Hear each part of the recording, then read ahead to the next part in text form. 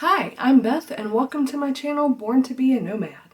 It's been a while since I've had a video, so I thought I would, I'm not gonna say hop on. So I thought I would come on and give an update.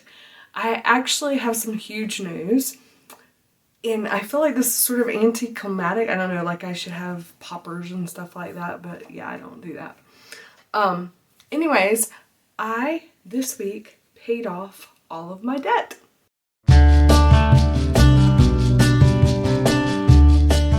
Yes, I paid off all my debt this week, and it's such a relief. But it's kind of surreal, you know, like you've done this and you've accomplished this huge thing, but it just doesn't seem real. There is a little bit of a story to it. I'm just gonna be honest here. I was a little bit, what's the word? Reluctant. I was a little bit reluctant to share this, but I want to be transparent, and I want to, because I don't know, I guess maybe in the back of my head I sort of feel a little bit of guilt because I didn't, like stick to my budget and, make all these huge grand sacrifices. I sold a house.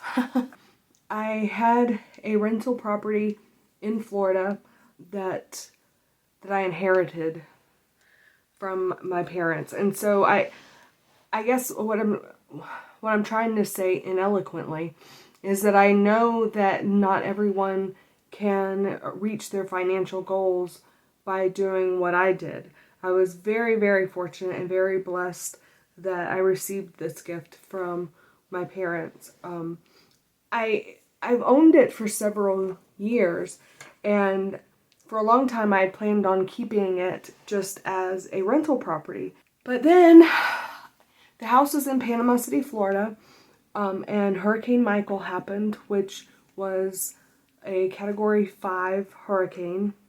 Just devastated the area that my house was located in. It was in a little town called Callaway, which is really close to Tyndall Air Force Base. But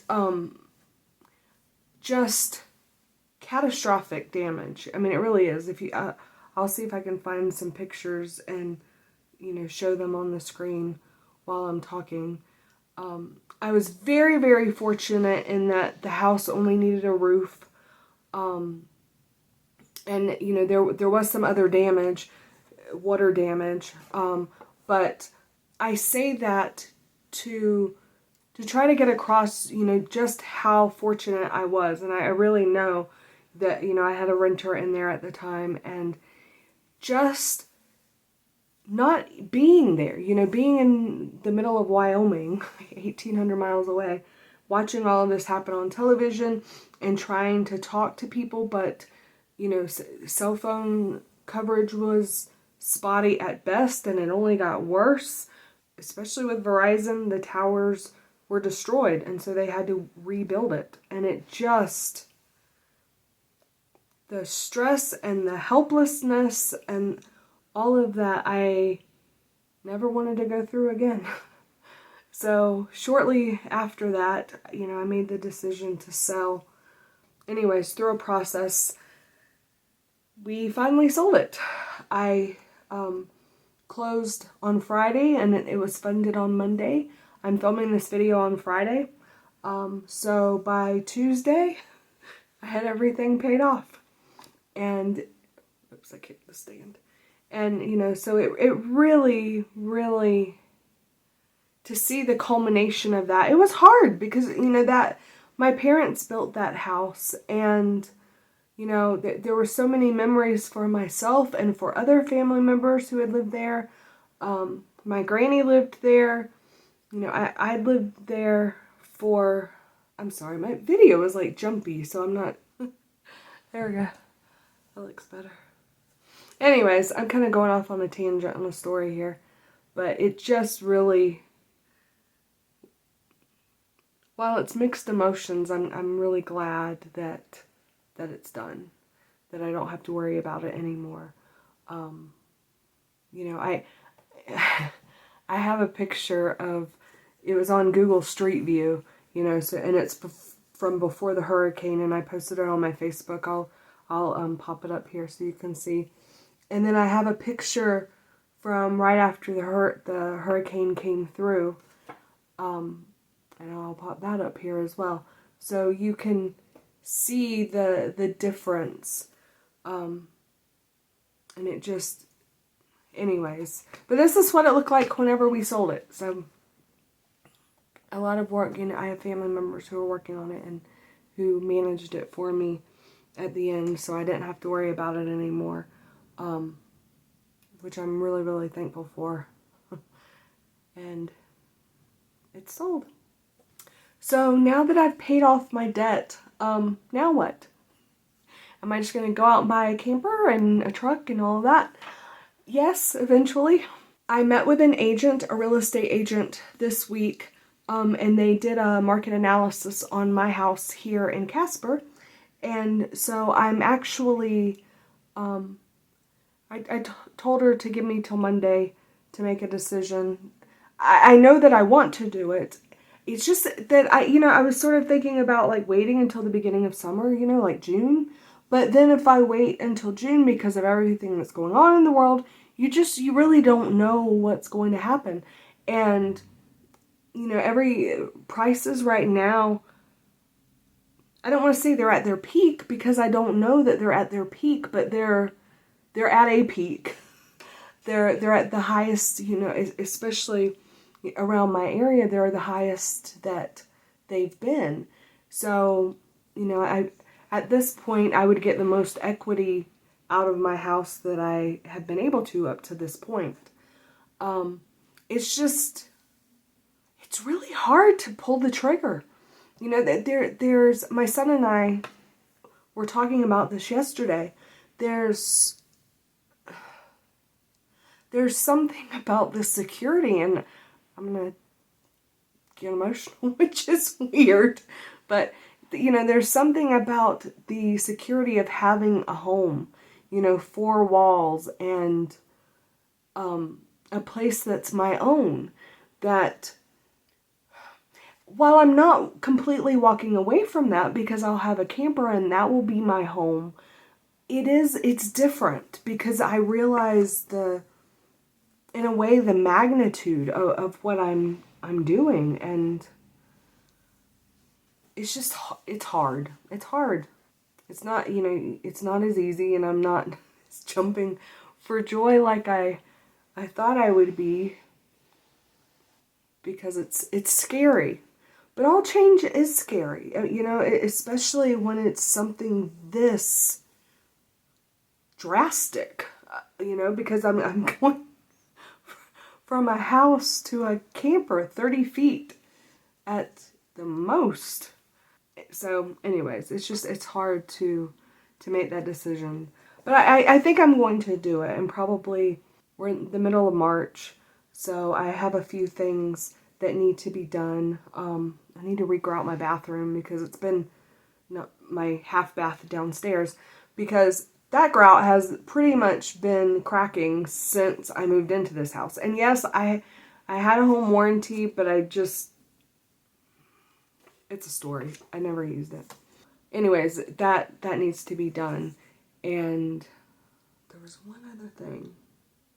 I can't remember what it is. The grout and... Oh!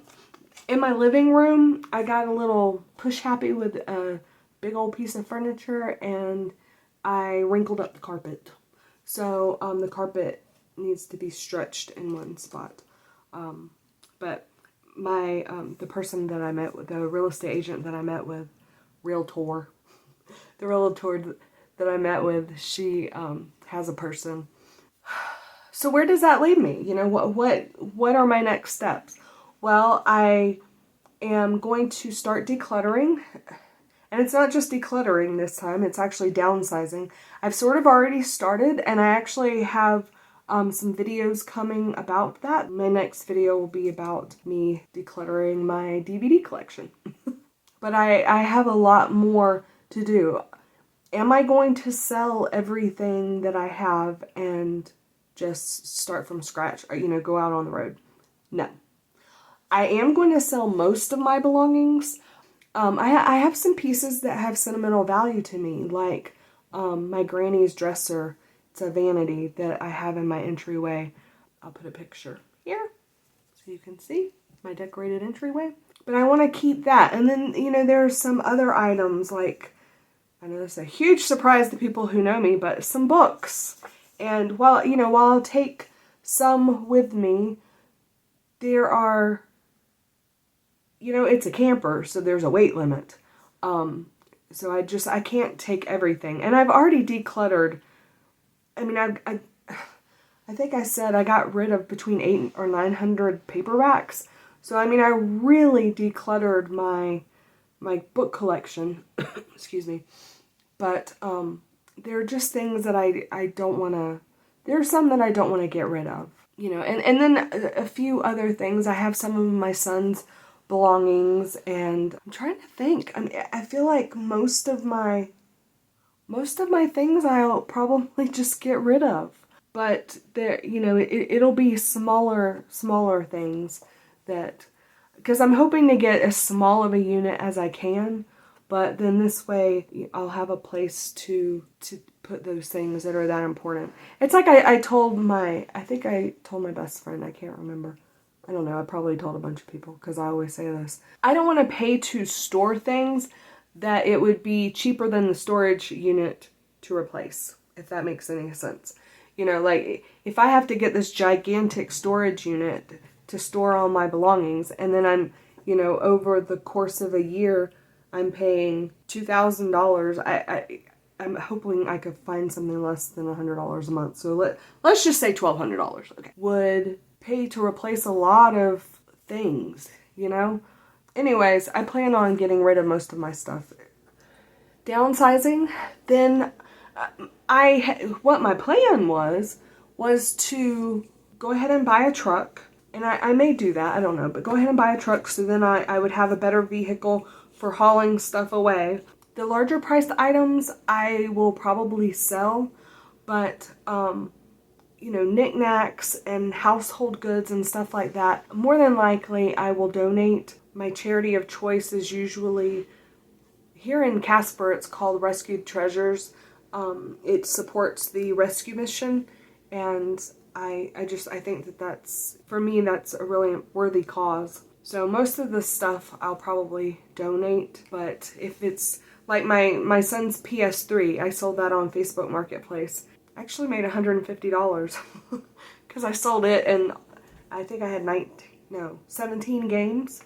It was kind of cool. The lady bought it for her son, and he was really excited. She texted me when she gave it to him, and he was just super excited, so it made me feel good. So my plan was to buy a truck and then put my house on the market, and then once the house sold, then buy a camper. So I don't know. I don't know. I guess that's sort of my process. So I need to get on the ball if I'm gonna buy a truck. I know it's a really bad time to buy trucks though. It's like I told my best friend yesterday, Carrie. I said, if I wait a month or two to buy a truck, all these people, because the gas prices, gonna be selling their trucks to buy Priuses, and I might get a good deal on a truck. I don't know very many truck owners that are gonna sell a truck for a Prius, but anyways, it might help because, there's really been a shortage of inventory on trucks, on all, I would say all used vehicles, but it's new vehicles too, so anyways. Okay, so first the truck, then the camper. I'm such a planner that I think this out in my head. I'm like, okay, I need the truck so that I can take all these boxes away. But then it'd really be nice to have the camper so that I could load the stuff that I want into the camper and then just get rid of all the other stuff. But it doesn't, relax, Beth. It doesn't have to be that way. So, what's next? I will have more content coming about decluttering and downsizing, and so you can follow me along on my journey as I go from living in a house to living in a 30-foot or less camper. And the process of getting a camper and getting a truck and all of those things.